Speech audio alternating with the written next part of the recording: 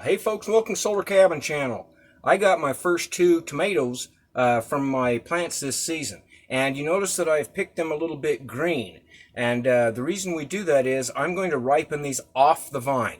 Now if you leave tomatoes on the vine, it puts more pressure on the tomato plant. If you pull them off when they're a little bit green, you'll actually get more fruiting on your tomato plants. So what I'm going to do is I'm going to take these tomatoes and I'm going to put them in a paper bag, okay? I'm just going to put them in there like that. Now, if you want them to ripen faster, and then I'm just going to seal this paper bag up and put it on my counter. Now, what happens is the fruit will release ethylene gas inside the paper bag, and that will cause them to ripen faster. Now, they will actually ripen if you just set them on your counter. They will ripen faster in a paper bag like this, and if you want to ripen them even faster, you can put a banana or an apple in here, which will release even more ethylene gas and ripen them even faster.